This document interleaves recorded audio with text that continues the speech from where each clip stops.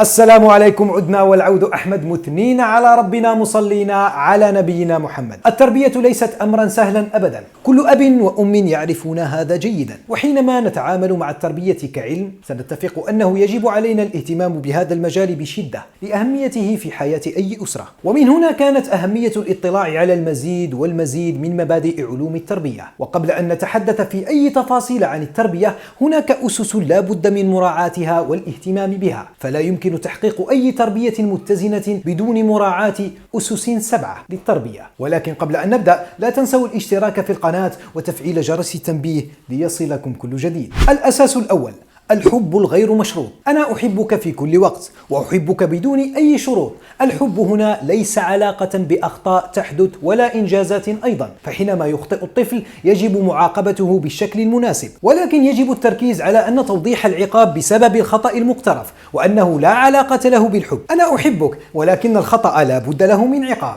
أنا أعاقبك لأنني أحبك وأريد أن تصبح أفضل. وأيضا يجب ألا تتأثر علاقة الحب بوقت معين أو حالة مزاجية معينة لأحد الوالدين، فالطفل لا يفهم الفروق الوقتية ولا الفروق المزاجية، هو يحتاج للشعور بالحب في جميع الأوقات. تقبل الشخصية: من أهم أسس التربية السليمة تقبل الطفل بكل إيجابياته وسلبياته، ولا أعني هنا تقبل السلوك الخاطئ، وإنما أتحدث عن تقبل الشخصية ككل متكامل لا يقبل التجزئة. يجب أن يشعر الطفل بالتقبل ممن حوله وخصوصا من والديه، فالطفل الذي يشعر أنه منبوذ من أهله ينمو بداخله شعور سلبي جدا بأنه منبوذ من المجتمع ككل، وبالتالي يبدأ هو داخليا في تكوين صورته الذاتية عن نفسه، وقد يكره نفسه أيضا دون أن يشعر، وهذا ينتج عنه السلوك العدواني والرغبة في إيذاء النفس. الفصل بين الشخص وبين السلوك: السرقة سلوك سيء، ولكن أنت شخص رائع ولا يجب أن تفعل الأشياء السيئة. قناعة هامة يجب غرسها في عقل الطفل، وهي أنه شخصيا إنسان جيد، ولكن بعض السلوك لا يبدو مناسبا له، فحينما يرتكب بعض الأخطاء لا يجب أن نقول له أنت إنسان سيء بطبعه، أو أنه شخص فاشل أو كاذب مثلا، وإنما يجب هنا توضيح أن السيء هو السلوك نفسه وليس الشخص. أنت إنسان مسلم، والإسلام يحرم السرقة لأنها ضرر للنفس وللغير. السرقة سلوك بشع، ويجب على المسلم ألا يفعل هذا أبدا، لأنه إنسان رائع وذو فطرة سليمة ولديه أخلاق.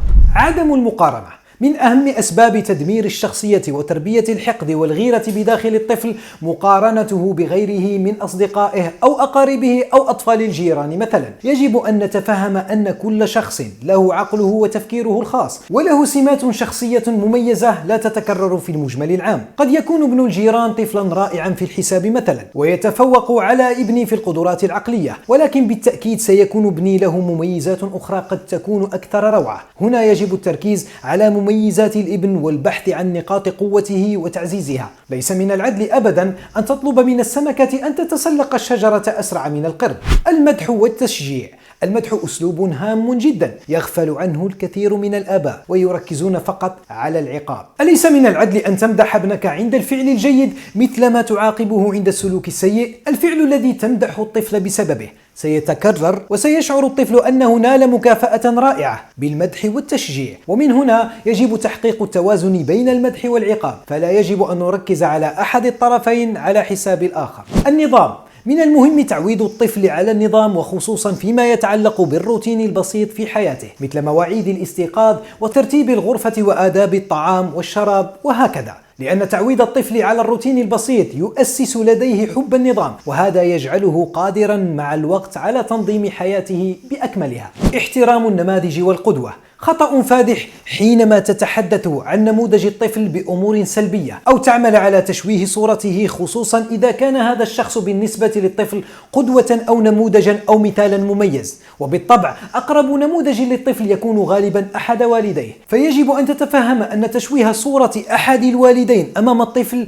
هو تشويه لشخصية الطفل بشكل خاص، فأنت هنا تدمر المعايير التي يبني عليها مبادئه الخاصة والتي تؤسس حياته بأكملها. احترم تقدير الطفل لبعض الأشخاص، ولا تدمر الصورة الجميلة المرسومة في ذهنه إلا لتوضيح بعض السلبيات بصورة مبسطة من باب كلنا ذوي أخطاء، ولكن يجب ألا نتعمد تشويه الشخصية. كانت هذه هي الأسس السبعة التي لا يمكن أن نربي أولادنا بشكل متزن بدون مراعاتها. بهذا نكون قد وصلنا إلى نهاية هذا الفيديو. لا تنسوا دعمنا بالضغط على زر الإعجاب. كان معكم أبو آدم، أحبكم في الله. سلام.